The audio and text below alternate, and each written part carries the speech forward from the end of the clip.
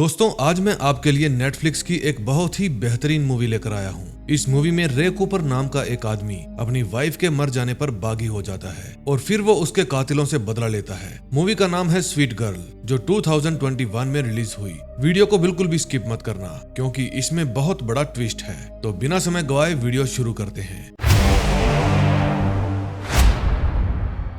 Movie की शुरुआत में हम FBI को रे कूपर का पीछा करते हुए देखते हैं। फिर रे स्टेडियम की छत पर चढ़ जाता है। FBI वाले उसे पकड़ने वाले थे। तभी वहां पर एक FBI एजेंट आती है और रे को कहती है कि मैं तुम्हारी हेल्प करने के लिए आई हूँ। फिर रे कहता है कि इस सब का अंत ऐसे नहीं होना था। उसके बाद रे पानी में कूद जाता है। अब मैं आपको थोड़ा पीछे लेकर चलता हूँ। कुछ साल पहले रे का हंसता खेलता परिवार हुआ करता था, जिसमें उसकी वाइफ अमेंडा और उसकी बेटी रेचल थी। फिर पता चला कि अमेंडा को कैंसर है। रे और उसकी बेटी हमेशा अमेंडा को खुश रखने की कोशिश किया करते थे। रे पहले फाइटर हुआ करता था और वो अपनी बेटी को भी फाइट सिखाता है। एक दिन डॉक्टर वू रे को बताता है कि एक नई दवा आने वाली है, जिससे अब किसी भी कैंसर पेशेंट की जान नहीं जाएगी। इस खबर से दोनों ही बाप बेटी बहुत खुश थे। कुछ दिन बीत जाते हैं। रे एक नर्स से पूछता है कि आप लोग एक नई दवा शुरू करने वाले थे, उसका क्या हुआ? नर्स कहती है डॉक्टर वू ही बताएंगे। फिर रे डॉक्टर वू के पास जाता है और पूछता है कि दवा का क्या हुआ। डॉक्टर बताता है कि वो दवा बायोप्राइम ने बनाई थी और उन्हें इस दवा को टालने के लिए मोटा रुपया मिला है। यही खबर मुझे 3 और पेशेंट को देनी है, जिसमें से 2 बच्चे हैं। सबको पता है कि कैंसर की बीमारी एक सजाए मौत है, जो धीरे धीरे अमेंडा को खा रही थी। फिर रे टीवी में बायोप्राइम के CEO साइमन को देखते हैं। साइमन बताता है कि हमारी दवाएं वैज्ञानिक अनुसंधान से बनी हैं, जिसमें बहुत खर्चा होता है, इसीलिए हमारी दवाएं महंगी होती हैं। उनके साथ डायना भी मौजूद थी। फिर डायना पूछती है क्या आम इंसान को दवाई लेने का कोई हक नहीं है? टीवी चैनल पर रैंडम कॉलर अपने सवाल पूछ रहे थे। फिर रे भी न्यूज चैनल का नंबर डायल करता है। जब उसकी बारी आती है तो वो सवाल पूछता है कि मेरी बीवी हॉस्पिटल में मर रही है, तुमने दवा को क्यों रोका? मैंने अपनी सारी सेविंग, घर बार सब कुछ बेच दिया, अब और क्या लेना चाहते हो उसका इलाज करने के लिए? साइमन बातों को गोलमोल घुमाकर टालमटोल कर देता है। फिर रे उसे धमकी देता है कि अगर मेरी बीवी को कुछ हुआ तो मैं तुझे ढूंढ निकालूंगा और जान से मार दूंगा। कुछ दिन बाद अमेंडा की मौत हो जाती है। उसकी मौत से रे को काफी दुख होता है।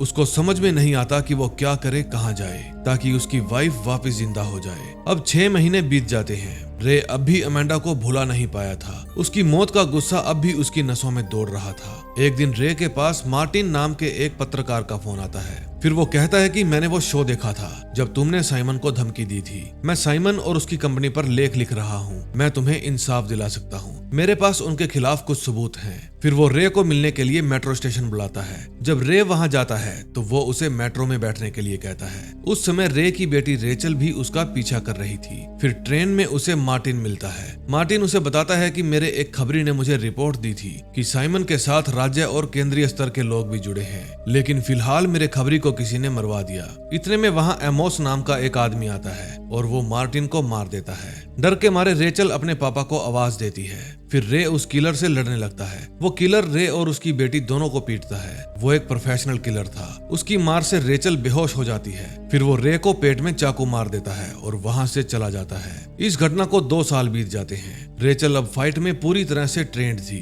अपने पापा की ही तरह उसकी नसों में भी गुस्सा दौड़ रहा था। यह है महिला सांसद डायना। ये साइमन और विनोद शाह दोनों की साझेदारी से कैंसर के इलाज की दवा लॉन्च करती है, वो भी सस्ते दामों पर। लेकिन रे को बदला चाहिए था। 2 दिन बाद इनकी कंपनी एक चैरिटी ऑक्शन करवाने वाली थी। वहां देश भर के बड़े बड़े बिजनेसमैन आने वाले थे। वहां साइमन भी आता है। फिर पीछे के रास्ते से रे उस बिल्डिंग के अंदर घुस आता है। फिर साइमन वहां स्पीच देता है। जब प्रोग्राम खत्म होता है तो उसके बाद डिनर शुरू हो जाता है। रे वेटर की ड्रेस पहनकर साइमन को ही ढूंढ रहा था। फिर वो साइमन के ऊपर ड्रिंक गिरा देता है और साइमन अपने कपड़े साफ करने के लिए अपने बॉडीगार्ड्स के साथ वॉशरूम जाता है। एक बॉडीगार्ड वॉशरूम के बाहर ही रुकता है। तभी वहां रे आता है और उसे पीटकर बेहोश कर देता है। फिर वो अंदर जाकर साइमन और उसके दूसरे बॉडीगार्ड को भी पीटने लगता है। वो साइमन को कहता है कि मैंने तुमसे कहा था मेरी वाइफ को कुछ भी हुआ तो मैं तुम्हें जिंदा नहीं छोड़ूंगा। तूने ट्रेन में मार्टिन को भी मरवा दिया। साइमन कहता है वो मैं नहीं था, शायद विनोद झा ने मरवाया होगा। तुम्हें नहीं पता तुमने किससे पंगा ले लिया।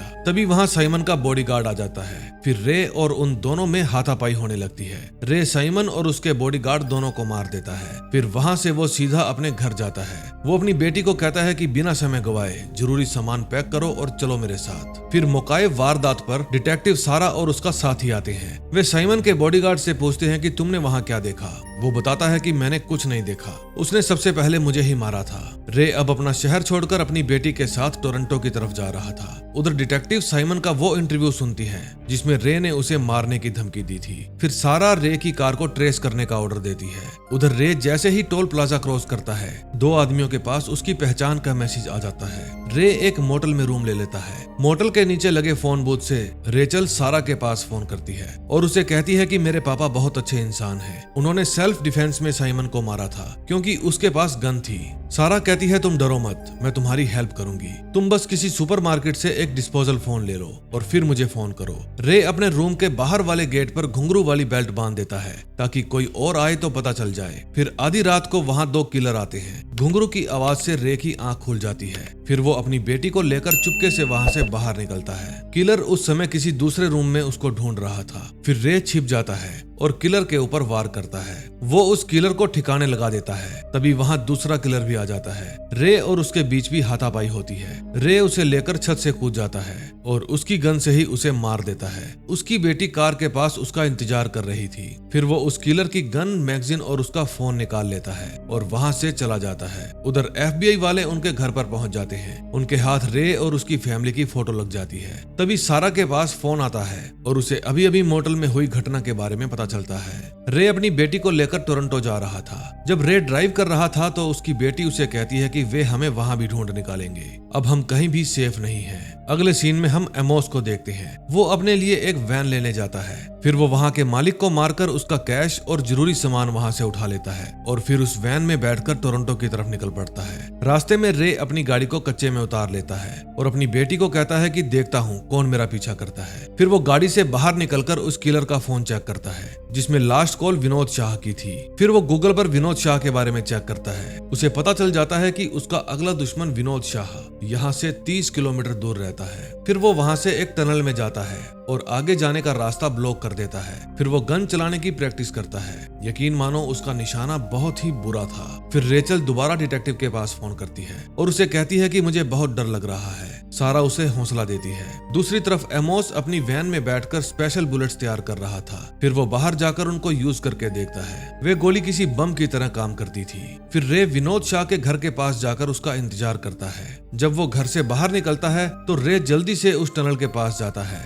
वहाँ जाकर वो दूसरा रास्ता ब्लॉक कर देता है ताकि गाड़ियां सीधी टनल के अंदर जाए। टनल के अंदर उसने एक पेड़ गिरा रखा था। उस पेड़ को देखकर विनोद शाह समझ जाता है कि ये एक जाल है और अपनी गाड़ी वापस भगाने के लिए कहता है। जब वे अपनी गाड़ियां बैक भगाते हैं तब रे एक जेसीबी से पीछे वाली गाड़ी का एक्सीडेंट कर देता है। फिर विनोद कहता है कि जल्दी से गाड़ी भगाओ और पेड़ के ऊपर से ही निकाल लो। विनोद की गाड़ी पेड़ के ऊपर ही फंस जाती है। तभी सामने से एमोस आता है और अपनी स्पेशल बुलेट से विनोद की गाड़ी पर हमला कर देता है। विनोद अपनी गाड़ी से निकलकर पीछे भागने लगता है। रे उससे पूछता है कि मुझे बताओ तुमने मार्टिन को क्यों मरवा दिया, तुम्हारे साथ और कौन कौन है। इतने में एमोस विनोद को भी मार देता है। फिर वो रे का पीछा करने लगता है। रे अपनी बेटी को लेकर वहाँ से भाग जाता है। फिर वे जंगल में अपनी गाड़ी को छोड़कर वहाँ से पैदल ही आगे बढ़ते हैं। आगे जाकर वे एक ट्रक चुरा लेते हैं। फिर जब वे आगे बढ़ते हैं तो उन्हें वही वैन एक होटल के बाहर दिखाई देती है। रे अपनी गाड़ी को पेट्रोल पंप पर पार्क करता है और फिर वो उस होटल के अंदर चला जाता है। एमोस अंदर बैठकर डिनर कर रहा था।